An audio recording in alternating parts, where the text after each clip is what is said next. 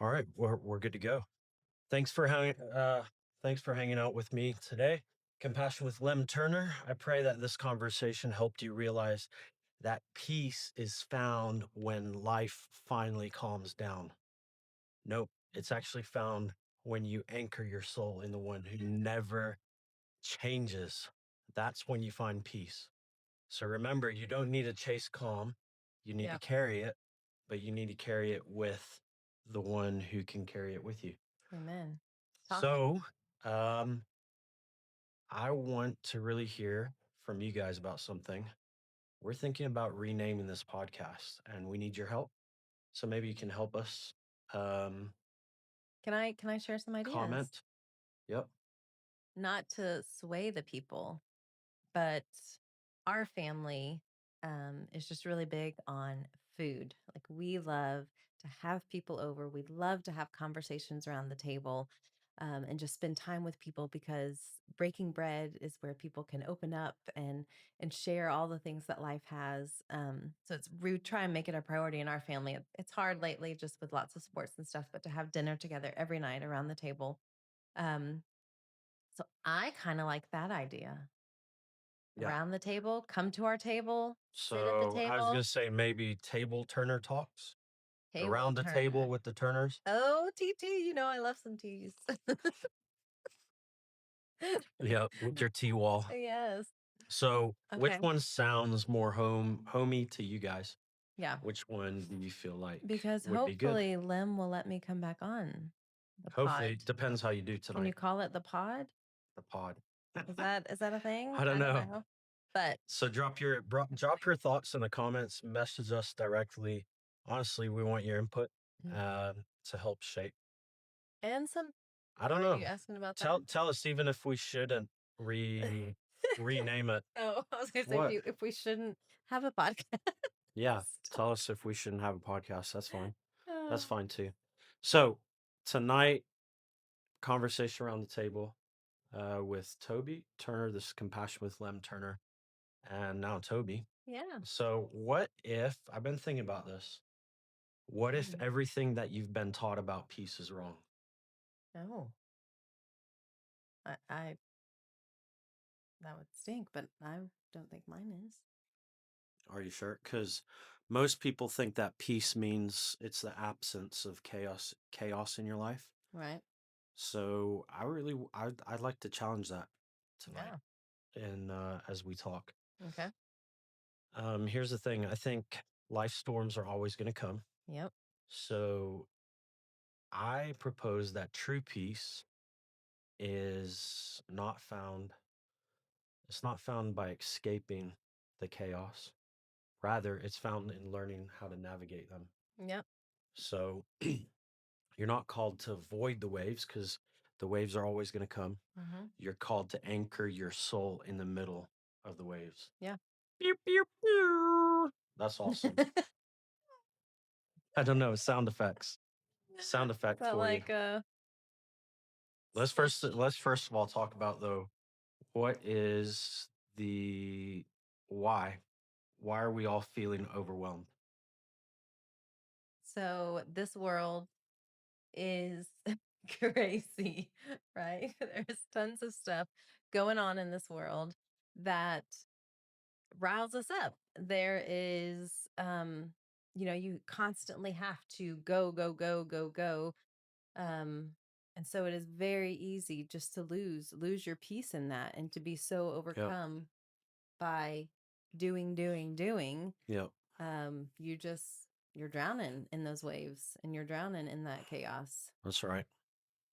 And really, let's be honest, 2025 for some of us has felt really, really heavy.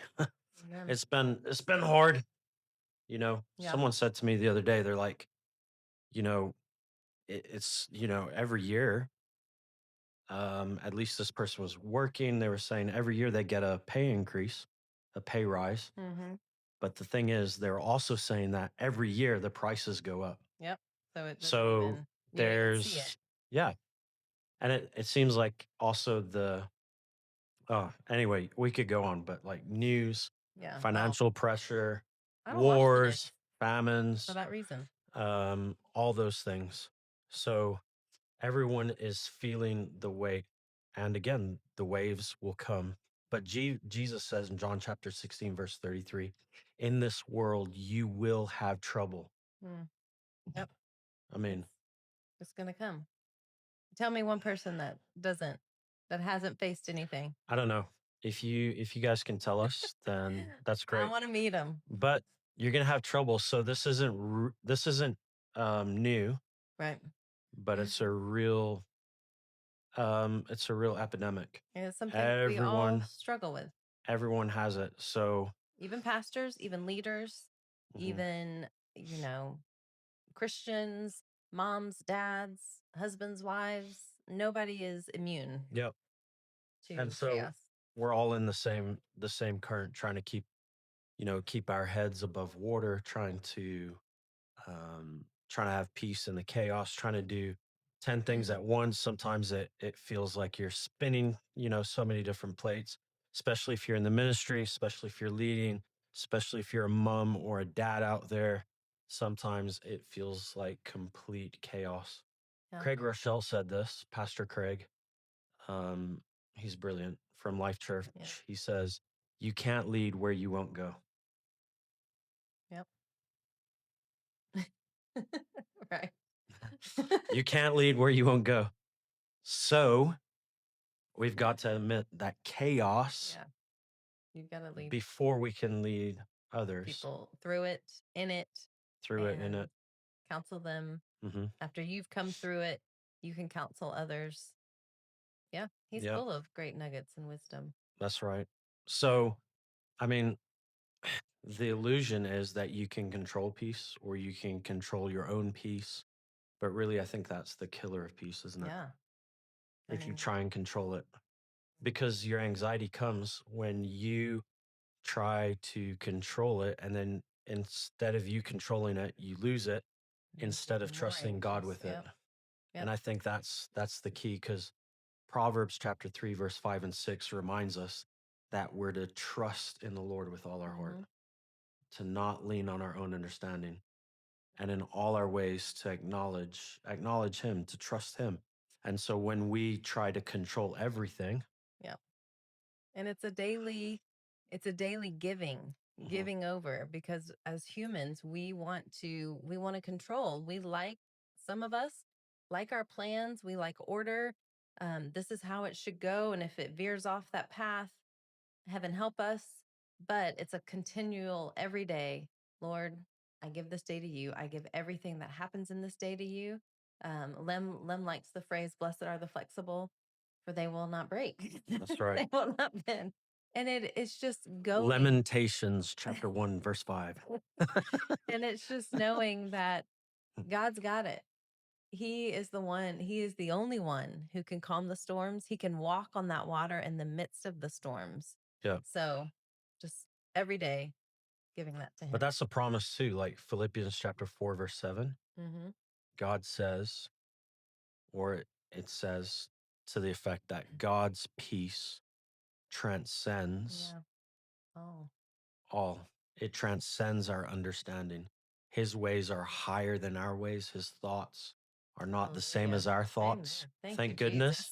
Thank you, Jesus. And so the thing is actually that when God entrusts more to you, he's actually trusting that you, in him giving you more, he's trusting that you will trust him more. So he calls you into a deeper place of his peace. Pastor Chris Hodges from Church of the Highlands, he says, God wants to give you his peace, not just a lack of problems. Yeah. That's good. It is good. I want his peace, because we know, like, you're never going to be without problems, but how do you handle those problems? Yeah.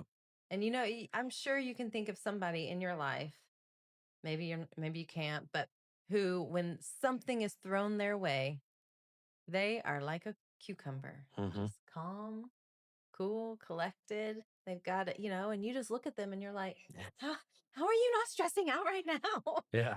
But yeah. Many years ago, you worked in what we called in the UK the accident and emergency department, A&E, A&E. In America, we call it the ER, emergency department? Room. Emergency room, ER. ED. Yep. And there's a lot of chaos that comes into A&E, ER, life and death situations. So what is the thing that made the difference in keeping the team calm in times where you would see these chaotic circumstances come into your workplace? Yeah. So I would say it helped having a plan. So we had a team leader who, I mean, you never knew what was coming in. So you could have, an hour notice, you could have 5-minute notice, like the ambulance is pulling in the bay. But just one, knowing your team and who you're working with and knowing that they have your back, but also having direction from a team leader. Okay, this is, you're charting, you're doing meds, you're doing CPR if needed, you're helping with this, you're doing that. So you each have a role to play. And if you couldn't fulfill your role, or if you couldn't, it was just a rotating, somebody was there for you. Just so you could, and it's not about you at the end of the day, it was about the patient and keeping the patient alive, or getting them to the next, up to the ICU or whatever it may be in those chaotic moments. So just keeping focused on the goal, and getting through the here and now, and being like, all right, we just got to get this patient stabilized, get them here, there, and working together and communicating. I think it's the same thing in, if you're out there and you're in ministry, pastoral ministry, leading a church, whatever it might be, the situation might be that, hey, it's a bit chaotic right now, especially when the harvest comes in. Yeah. Because we all pray. We want the harvest. We want the harvest. We want the revival, all this stuff. And then all of a sudden, a lot of lives get changed. Messy and it gets messy. But the thing that you're saying is everyone knowing the common goal, everyone getting on board with that common goal, and then also knowing what their role is. Yeah, it's huge. Because if you don't know what your role is, that goes from chaos to very chaotic. Yeah, you're floundering. What's the word? Flailing Yeah. out in the middle of the sea, and you have, and you're trying to pull on to people to help stabilize you, and then you're pulling them down as well. So I'm sure, we speak to those people in ministry that are just going through that right now. It's okay. Yeah. It's tough, but you've got to know your purpose, and you've got to know. But if you're in that place, and you're like, man, I don't feel like I'm resting. I feel like my peace is gone. I feel like, all hell is broken loose. Yeah. Right. Where do I go? First of all, I would ask, who is your team? What is your team? What does that consist of? Do you have a team? If you don't have a team, it's very clear. It says that the fields are ripe unto the harvest. Yeah. Pray to the Lord of the harvest so that he will send workers. So you need workers. Before you need a team, you need workers, and those workers then will help form your team. Yep. So start praying right now. If you don't have a team, start praying for that team. And I know sometimes the landscape is really thin out there as far as teams, but there's somebody that can help. Yeah. So, it doesn't have to, you don't have to call it leadership. You don't have to just call it the help team or the emergency room team. Cause we need anyone and everyone right now. Okay. That's on board. Then what I would say practically. That's good. Anyone and everyone. I like that. Why? I don't know. A&E. A&E. Yeah. Okay. That's why I said it. But okay. Yeah. It's a common phrase that some people have used throughout the years.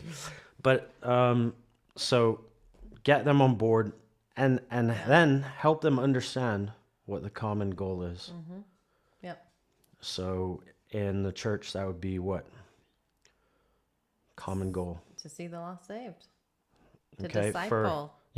Yes. I mean, in compassion, that's the language we Right. speak. That's the culture that we speak, Yeah. is to see the lost saved. But then we want to see them discipled as well, because we're not called to see a bunch of souls and stuff saved, Yeah. but also discipled. So yeah, that's the common goal. Get them in, get their lives transformed, raise them as disciples. And then also on the team, people, there's this thing about, we don't go by titles, right? Right. I hear that all the time. Like, But titles are not good. yeah. And I understand the point there. The point is that leadership is not about titles, Yeah. which is true. It's not about Right. titles. You shouldn't be striving for a title. No. No. But titles are very helpful when it comes to knowing who you can talk to, knowing who has the vision, who has the goal. We're talking about having a team goal in mind and how to work through that.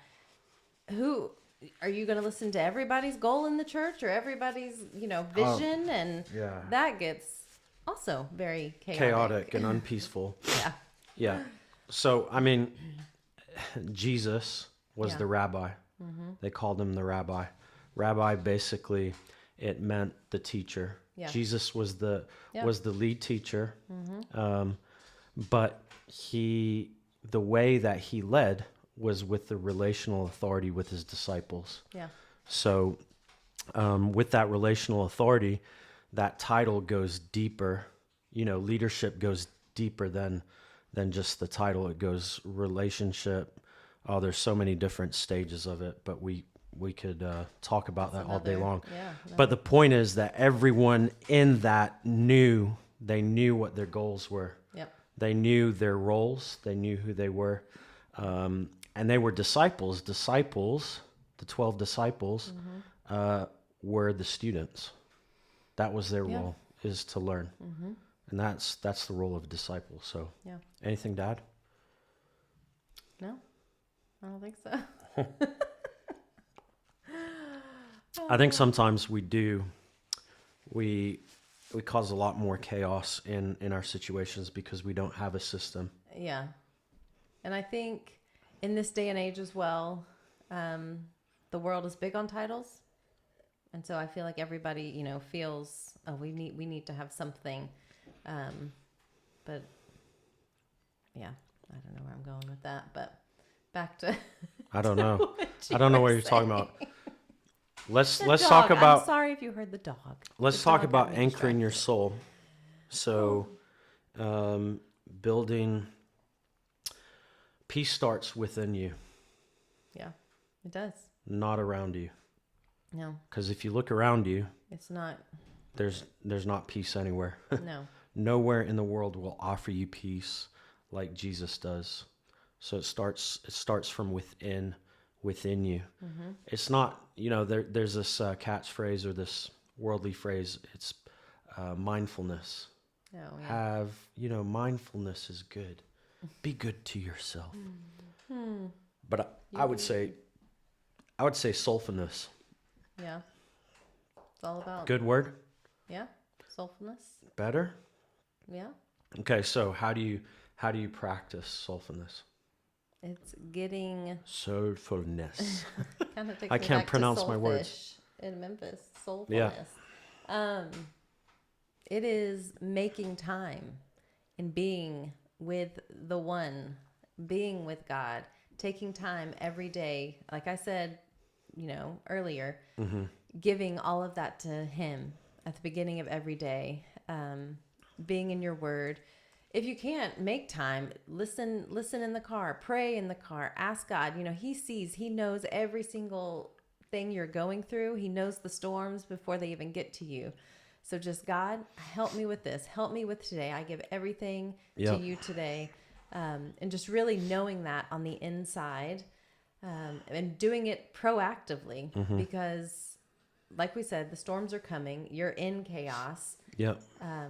But once you have that peace on the inside, the storm it's just a light breeze. Yep. That's right. James chapter 4, verse 8. I had to look it up here because I don't know, but it says, "Come near to God, and He will come near to you. Yes. Wash your hands, you sinners, and purify your hearts, you double mind." So it's a powerful reminder that, as that peace doesn't start around you, it starts Yep. with your relationship with God. And then He removes the anxiety, He removes the things in your life, that you need removing. Yep. Here's another thing, another point. Resilience is trainable. Resilience is trainable. Mm-hmm. Resilience Is trainable. Yeah. Do you know what that means? Break it down for me. Help our listeners Guess break it down. guess what it means. Take a stab at it. Like you like you can come back. Ish? No? Yeah. Kind of? So your ability to bounce back Yeah. is trainable. Yes. How? It's a mind game, right? The mind is a battlefield. Yeah, I guess. And just knowing who you land on, like nothing is too big for our God. Okay. I'm going to look up Romans chapter 5 verse 3 through 5. Because in this example, the Apostle Paul is going through a bit of a, I don't know if it's a testing period or a rough period. So it says, "Not only so, but we also glory in our sufferings, because we know that suffering produces perseverance, character, and character, hope. And hope does not put us to shame, because God's love has been poured out into our hearts through the Holy Spirit who has been given to us."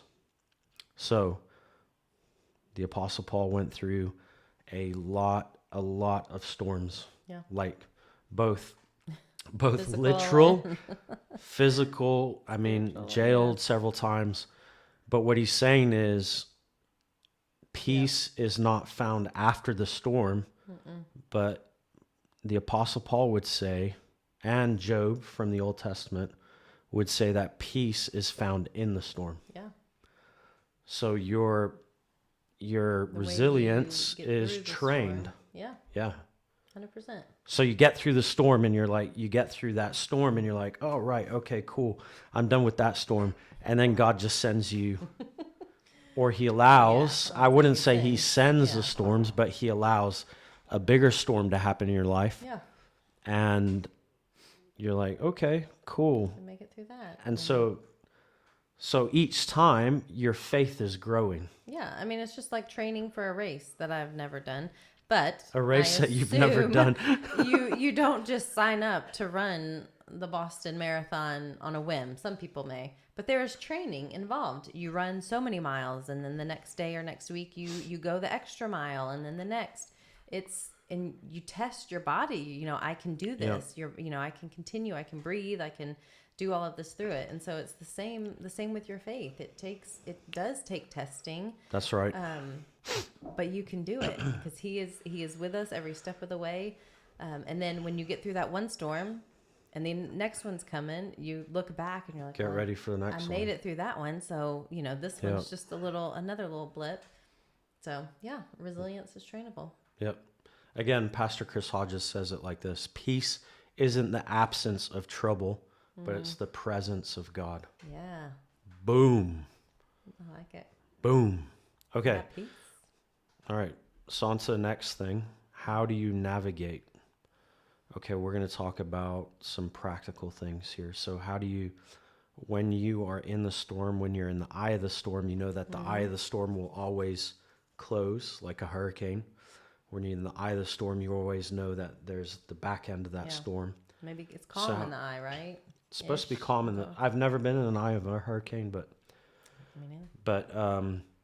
So we're going to talk about practical tools for bringing calm into your life in the chaotic moment. So, Pastor Craig says this: never let the presence of a storm cause you to doubt the presence of God. Yeah, I agree. Because I think sometimes, this happens in our life. Like me personally, I've been in situations where there was a big storm. It's, you're just in ministry. I'll give an example of ministry, leading the church, lives are being transformed. Everything's going great. And then all of a sudden it seems like you take 2 steps forward and then 6 steps back with some people. And that's a storm, because you're pouring out so much, and then you're like, okay, this storm is done, but you're just in the eye of the storm. Right. And then something else, We always say it's scary in ministry when it's calm. Yeah. Because that's not That's a good unusual. thing. It's not a good thing. Not that you constantly want things happening, but No. It's that storm, and it's like, ooh, something's probably brewing. I think if you're doing something worth doing, the devil's going to kick against that. Yeah. So that's why we have that phrase, because then you question, like, are we actually making headway? Yeah. Because there's no fight back against that. So if you know there's a fight back against that, it's good. Yeah. Yeah. And sometimes that can feel messy and chaotic. Now, what's not good, though, is how you go through that storm. You yourself, and also the team that you're on, your leadership staff team, whatever it might be. That's where you have to really reevaluate, because that's not good. Yeah. You know what I'm saying? The way you do, like, if this starts to fall apart, then you know that you got gaps in your wall, so to speak. So never let the presence of a storm cause you to doubt the presence of God. Yeah. So never associate messy church or messy, chaos or like moving forward. Never associate that with God's presence has left me. And I think sometimes we can do that too. Yeah. Why, God, have you left me? You don't see me here. And that's when he wants you to, grab that life raft and just hold on to him more and just depend on him. But back to some tips and strategies of how to deal with that chaos. So in a ministry team, and even in your own personal life, I think it's so important to have those people around you. So to have that, that core leadership team, if that's what we're talking about in ministry, or you just spilled some on your winning, or have those people in your life. The tea bag was not secured on my cup. But yeah, have that core ministry team around you. Have those people in your life who you can reach out to and say, "Hey, I'm drowning. Help me. Can you help me?" Yep. I just think that comes with knowing the roles and See, we're just a big family group. We just got dogs around the table. Oh, the dog just came in. Goodness gracious. Okay, so, and of course, no one listens. Hey, come get the dog. Okay. Okay, so let's get practical. Daily rituals. I don't like that word. No, don't like that word. Daily habits. No. Daily habits that anchor you. Yes. Be in your word. Okay. Quiet time. Prayer. Give it all. Sabbath rest. Say it again. Sabbath rest. Oh. Who honors the Sabbath and takes their Sabbath rest? It is biblical. It is a commandment to rest. And how many times in ministry do we get so busy doing ministry? Not that it's bad stuff, but we get so busy doing ministry, we forget to rest, which can lead to chaos in our lives. Yep. And so it is so important to take that time and to have that team around you that will keep you accountable. Yep. And say, "Hey, have you taken your time out this week? Yep.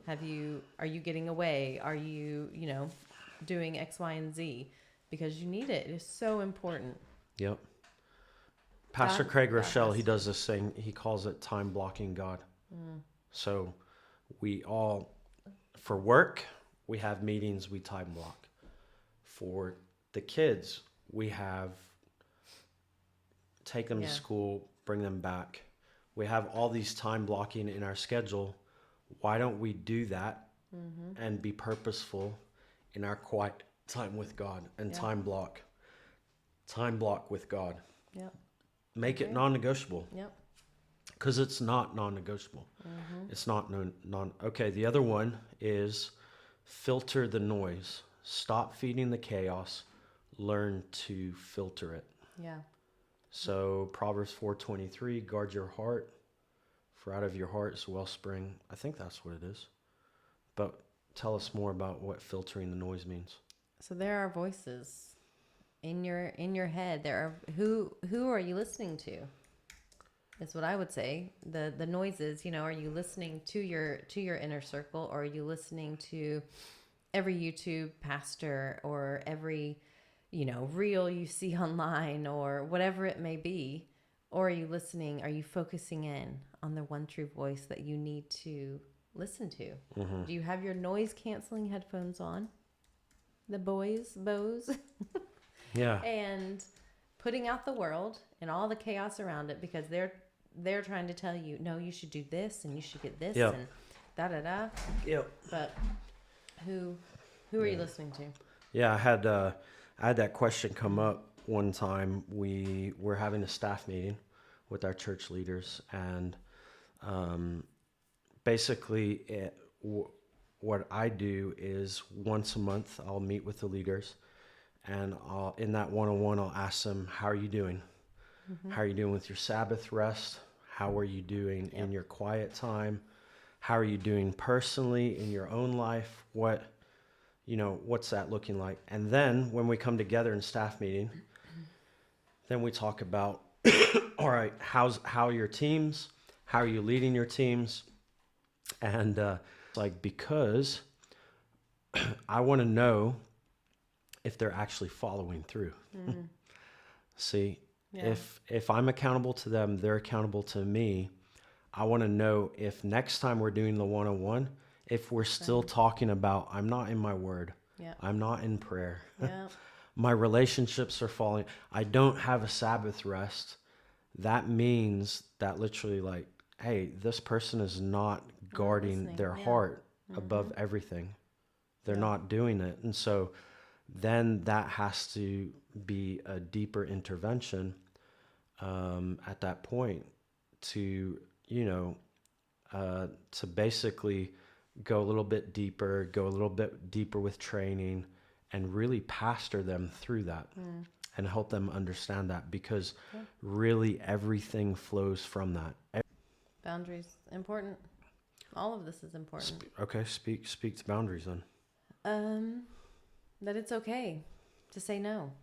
That no is a full sentence. You don't need to give excuses, because the people will always be there. People and their problems will always be there. Yep.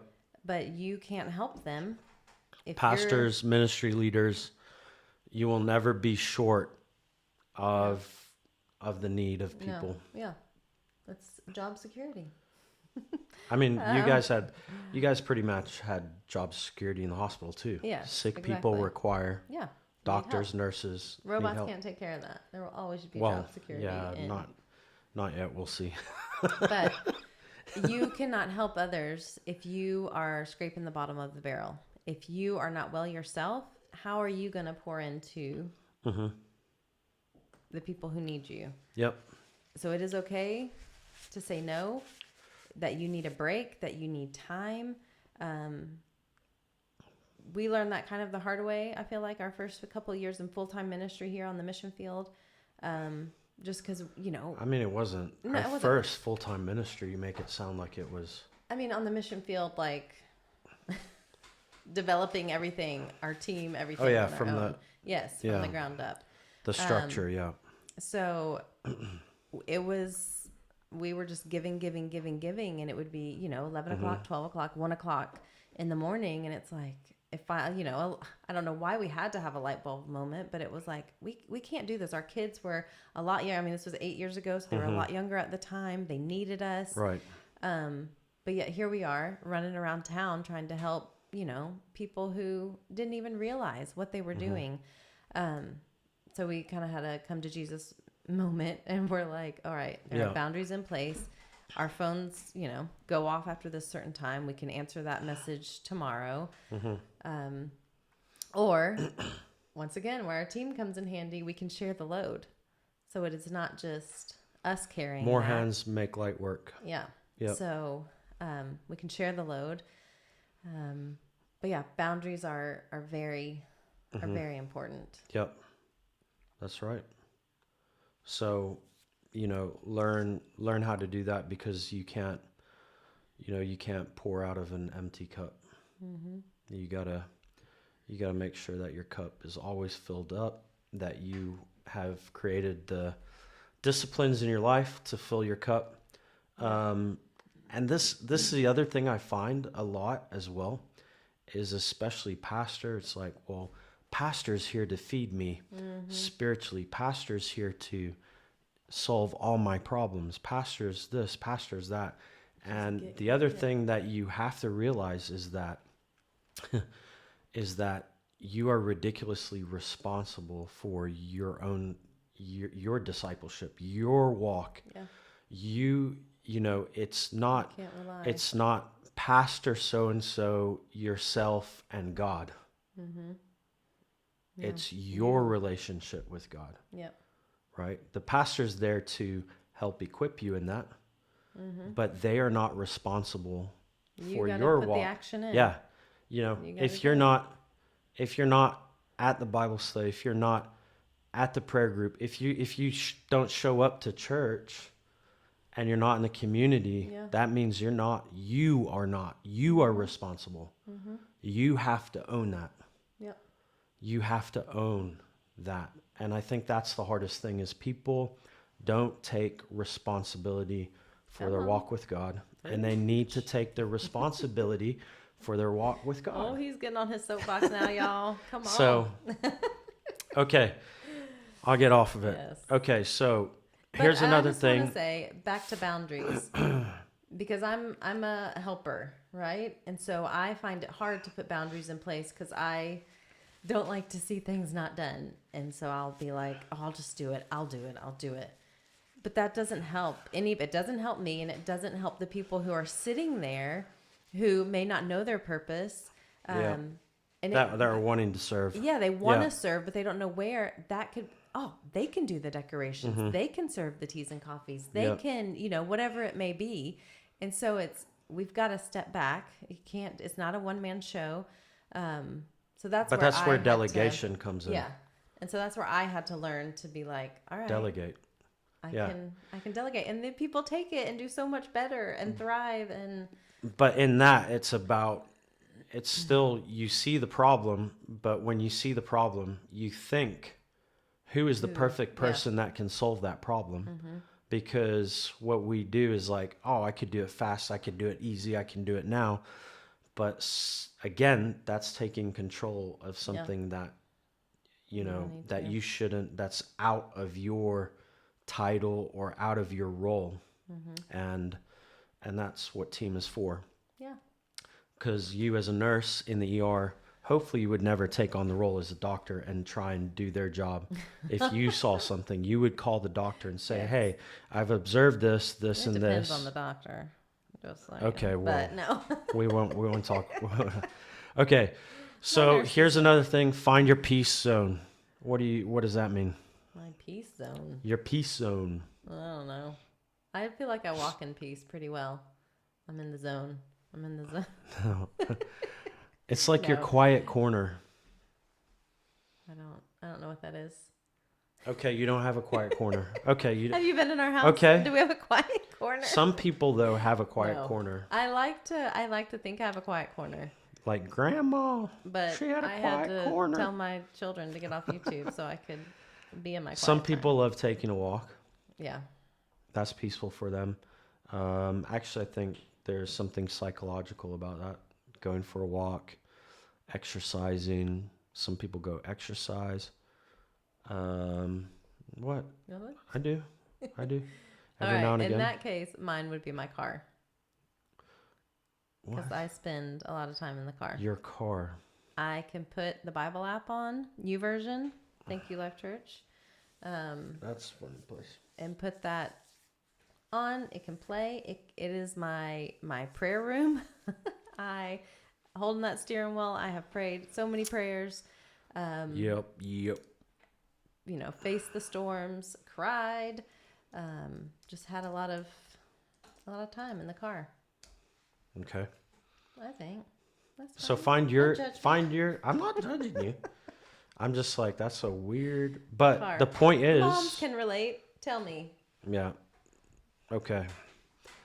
So find that.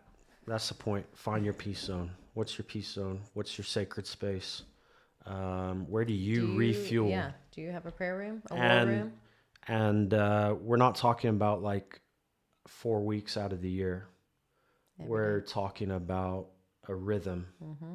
A rhythm. Rhythms are better. Rhythms are a lot better. So the other thing is unplug to reset. So if your phone is stealing your peace, Yep. unplug it. Not get rid of it, but yes. Unplug it. Put your screen time limits on. Unplug it. If you don't want your phone dinging, they say put your phone downstairs. Yeah. Don't sleep with it by your bedside. Matthew chapter 14:23 says, after he had dismissed them, he went up on the mountainside by himself to pray. Later that night, he was there alone. And that's talking about Jesus. Mm-hmm. Jesus modeled unplugging so well. He intentionally withdrew for renewal. So it's amazing that even God on the seventh day, he rested. Mm-hmm. He took a Sabbath rest. Yep. Jesus withdrew as well from ministry. Quiet time. Yep. He had to climb the mountainside. He had to get away with his Father. Mm-hmm. He had to withdraw to his peace zone or his quiet time. So another thing, I think it depends, if you are extrovert, introvert, you know who you are, but community is a refuge. Yeah. So peace just isn't an eternal thing, it's shared. So you've got to surround yourself with people who pray for you. Mm-hmm. And that goes back obviously to the voices part, because you don't want to be around people who are just adding to the fire, right? You want people who are going to be running and bringing that water and cooling you off and speaking that life over you. Mm-hmm. So yeah, you just got to watch those voices. Okay. Let your phone die every once in a while. It's so great because you're like, you don't feel like you're missing anything. Do it. Okay, so here's the thing. I'm going to go through them really quick for time, but peace isn't just a one-time event. Yep. It's the practice. It's the rhythm of peace in the storm. So peace is a practice. Mm-hmm. Peace isn't a finish line. It's a daily choice. Yep. It's a daily choice. And growth takes consistency. Discipline creates destiny in your life. The other thing is it's the ripple effect. Yeah. So your peace is contagious. It is. Spread it. It is. When you carry that peace, you can literally shift atmospheres. You can bring that peace, the peace of God, which surpasses all understanding. You can bring that into the spaces that you come into.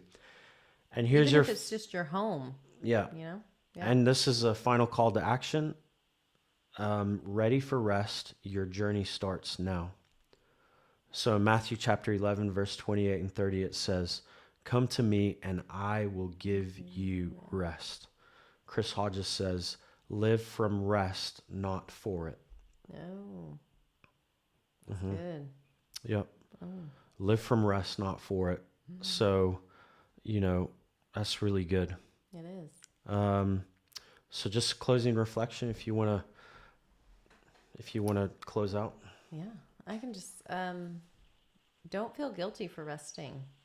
Okay. That it is biblical. So as we just leave you guys with this, I just want to encourage, find that rest, find that tribe of people, that community of leaders that you can, and that mentor that you can just be real and open and honest with. Mm-hmm. and be real and open and honest. Right. And don't think that you have to go at this alone. And just give it Yep. all to God. Yep. Focus on Him. Yep. All right. Until next time, keep showing compassion, keep finding rest, and keep turning tables, guys. One conversation at a time. Turning tables. Turning tables. Make a change. Make a difference.